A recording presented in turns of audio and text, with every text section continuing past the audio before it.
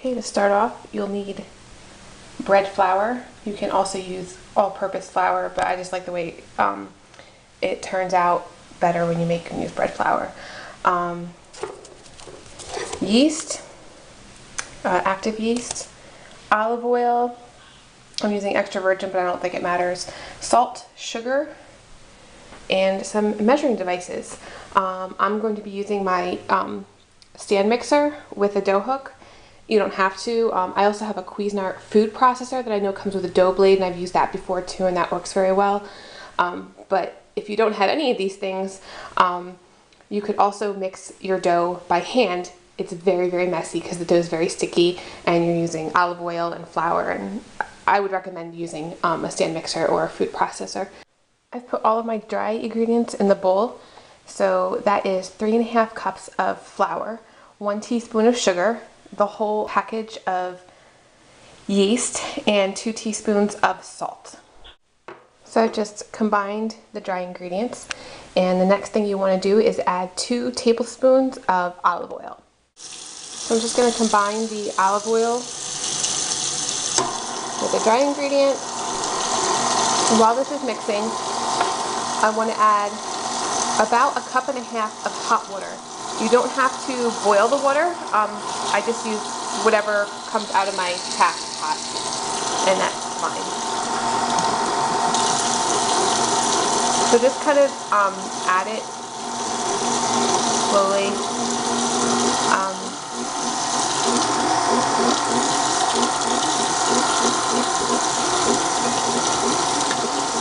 And then you're going to kind of notice the dough coming together. I think depending on the temperature of your house and the humidity, your dough may need more water than this or less. But it's okay, you can't really mess it up, because if you've added too much water, you can always add more flour.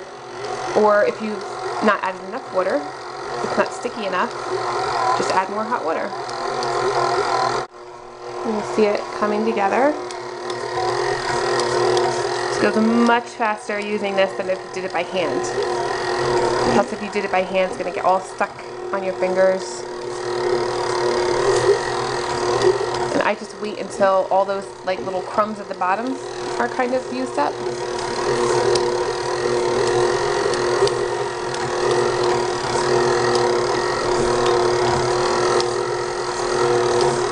Then you're going to put a little bit of olive oil. That's probably like a teaspoon of olive oil in the bottom of a big bowl. You want to make sure the bowl is big enough because the dough is going to expand, and you want to give it plenty of room. I'm using like a large mixing bowl. Then I'm just going to take my dough and mush it around in the olive oil so that it's completely coated. This is because as the dough expands, you don't want it to get stuck to the side of your bowl. You want it to come out easy when it's all done. Then I covered the bowl with plastic wrap. You can also cover it with like a towel. It doesn't matter, just keep it covered so that it stays clean. Then you need to put the dough in a warm place.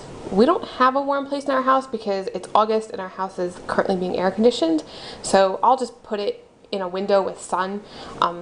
It really doesn't need to be that warm because I've done this many, many times and I've never had it not rise. It only needs about an hour to rise, but you can leave it longer. I'm probably going to leave it until this evening when I'm actually ready to roll it out and actually put the ingredients in the dough.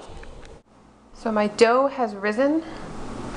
As you can see, it's probably a good 3 times bigger than it was when we put it in there. And I'm going to roll it out right on my countertop.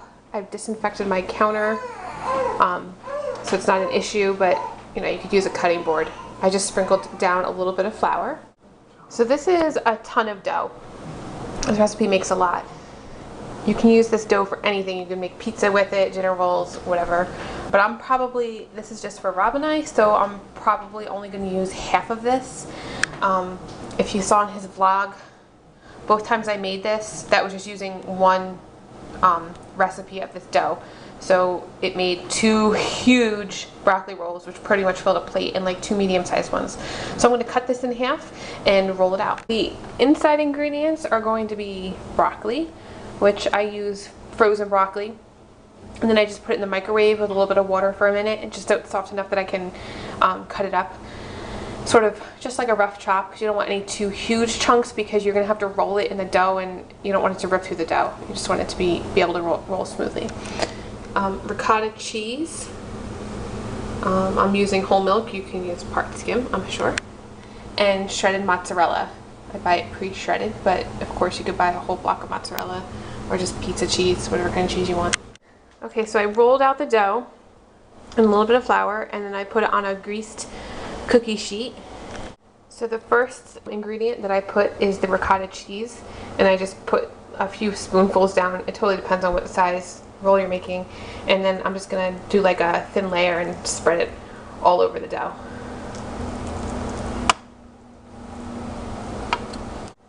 The next step is going to be laying down the broccoli. And just sprinkle it all over evenly. After the broccoli is all spread out, you want to sprinkle your mozzarella cheese on. And I've sprinkled the mozzarella cheese all over. Rob likes a lot of cheese. You don't need to use that much. That's probably about a cup and a half of shredded cheese. Go. Okay, then you're just going to roll it.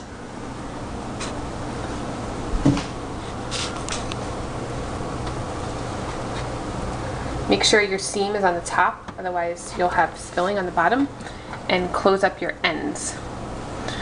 No matter how hard I try, it always spills out the side, and I think it's because the ricotta cheese is so liquidy. See, I already have a hole. Try to cover it. There you go.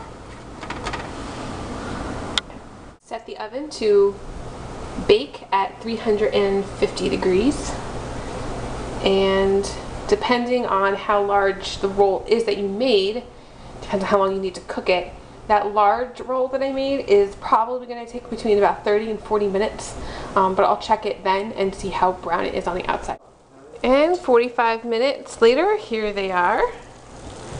As you can see, a little explosion. But I can't seem to prevent that from happening, so if you guys make it and they don't explode, let us know, because I'll be jealous. That's my broccoli roll. Awesome job, Liz. So if any of you make this, let us know in the comments. If there's anything you did differently, let us know in the comments. Did you like it?